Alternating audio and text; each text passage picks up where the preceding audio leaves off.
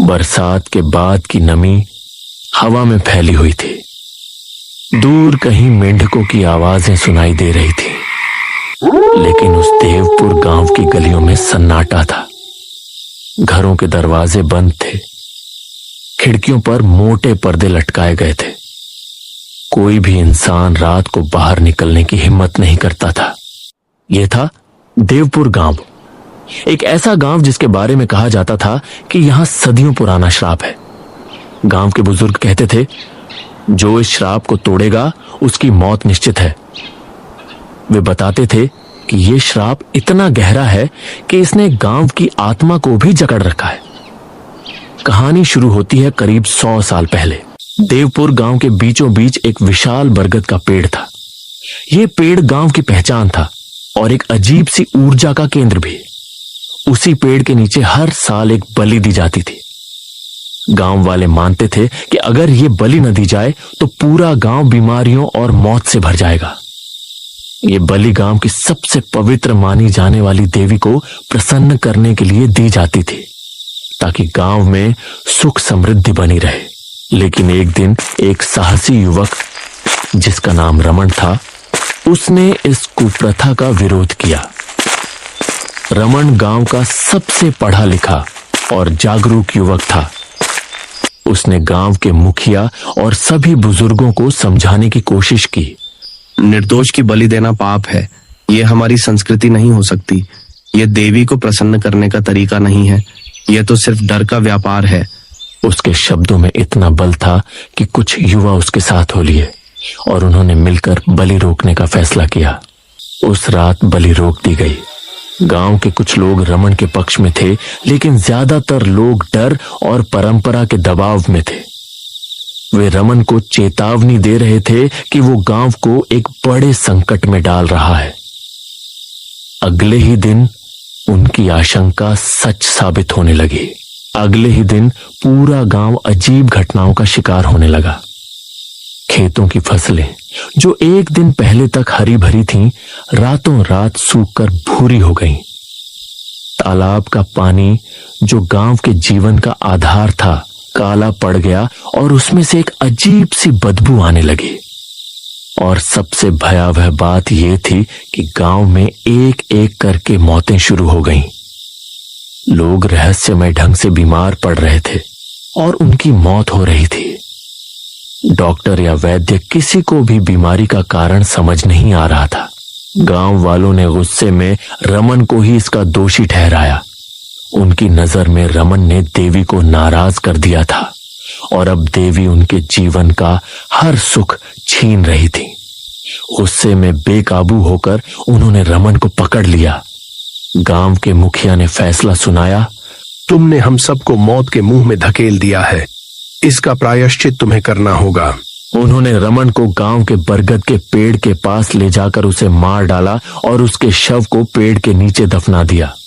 उस दिन के बाद से ये गांव श्रापित कहलाने लगा। गांव का ही एक लड़का गौरव शहर से इंजीनियरिंग की पढ़ाई करके लौटा था। उसने इन कहानियों को सिर्फ अंधविश्वास मानकर नजरअंदाज किया। वो गांव के इस पिछड़ेपन से बहुत परेशान था। वो चाहता था कि गांव में विकास हो, लोग डर के बजाय विज्ञान पर भरोसा करें। लेकिन उसकी मां राधा देवी इन कहानियों को अपने दिल में बसाए हुए थी।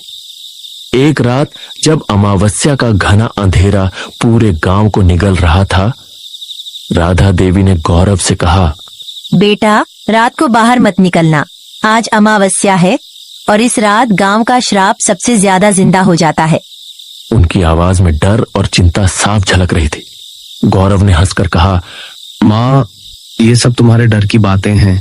मैं जानता हूँ कि ये सिर्फ लोगों का वहम है। अब मैं सच सामने लाऊंगा और इस गांव को इस डर से आजाद करूंगा। उसकी आंखों में एक अजीब सी चमक थी, जैसे वो कोई युद्ध जीतने जा रहा हो। राधा देवी ने उसे बहुत समझाया, लेकिन गौरव नहीं माना। उसने मां को समझाया, ये सब कुछ सालों पहले गांव में हुई कुछ प्राकृतिक आपदाओं के कारण हुआ था, जिसे लोगों ने श्राप का नाम दे दिया। आधी रात को गौरव अकेले टॉर्च लेकर बरगद के पेड़ की तरफ गया। गांव की गलियां सुनसान थी। हवा तेज हो चली थी। उसे ऐसा लगा जैसे कोई उसका पीछा कर रहा हो। उसने टॉर्च घुमाई, लेकिन वहां कुछ नहीं था। वो इस विचार को अपने मन से झटक कर आगे बढ़ता गया। जैसे ही वो पेड़ के पास पहुंचा, जमीन जोर से हिली। गौरव एक पल के लिए घबरा गया, लेकिन उसने खुद को संभाला। तभी उसने देखा कि पेड़ की जड़ों से खून जैसा कोई लाल रंग बहने लगा। उसकी धड़कनें तेज हो गईं। गौरव ने डर कर पीछे हटना चाहा। तभी उसे पेड़ की छाल पर उभरे इंसानी चेहरे नजर आए। ये चेहरे पीड़ा में कराह रहे थे। उनकी आंखों में दर्द और गुस्सा भरा था। भाग जा गौरव, वरना तू भी हमारा हिस्सा बन जाएगा। ये आवाज इतनी डरावनी थी कि गौरव के होश उड़ गए। उसने भागने की कोशिश की, लेकिन रास्ता बदल चुका था। हर गली उसे उसी बरगद के पेड़ के पास ले जाती। वो जितनी तेजी से भागता, पेड़ उतना ही नजदीक आता महसूस होता। उसे लगा जैसे पूरा गांव एक भूल भुलैया बन गया हो, जिसका केंद्र वो बरगद का पेड़ था। अचानक पीछे से किसी औरत के हंसने की आवाज आई। वो हंसी इतनी तीखी और डरावनी थी कि गौरव का खून जम गया। उसने हिम्मत करके पलट कर देखा। एक औरत लाल चुनरी में उसके सामने खड़ी थी, लेकिन उसका चेहरा पूरी तरह काला था। उसकी आंखें जलती हुई अंगारों की तरह लाल थीं। तुम्हारे पुरखों ने हमें बांधा था, अब तू हमारी मुक्ति बनेगा। वो औरत धीरे धीरे गौरव की तरफ बढ़ने लगी। गौरव ने पीछे हटना चाहा, लेकिन उसके पैर जमीन से चिपक गए थे। वो औरत हंसती रही और उसका चेहरा भयानक रूप से विकृत होने लगा।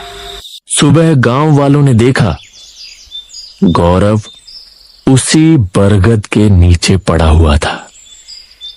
उसके शरीर पर कोई चोट नहीं थी, लेकिन उसकी रूह ने उसे हमेशा के लिए छोड़ दिया था। राधा देवी ने जब अपने बेटे को देखा तो वो फूट फूट कर रोने लगी। गांव के लोगों में डर और भी गहरा हो गया। किसी को समझ नहीं आया कि ये सब कैसे हुआ। उस दिन के बाद से गांव वालों ने फिर कभी उस पेड़ की तरफ रुख नहीं किया। लेकिन कहते हैं, अमावस्या की रात अगर कोई उस पेड़ के पास जाए तो वहां से गौरव की आवाज आती है। देवपुर का श्राप आज भी जिंदा है। गौरव की मौत ने गांव के लोगों को और भी ज्यादा डरा दिया। अब कोई भी उस बरगद के पेड़ के पास जाने की हिम्मत नहीं करता था।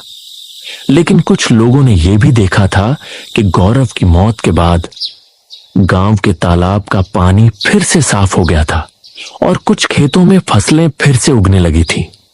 ऐसा लगता था कि श्राप ने अपना नया शिकार ढूंढ लिया था और कुछ समय के लिए शांत हो गया था।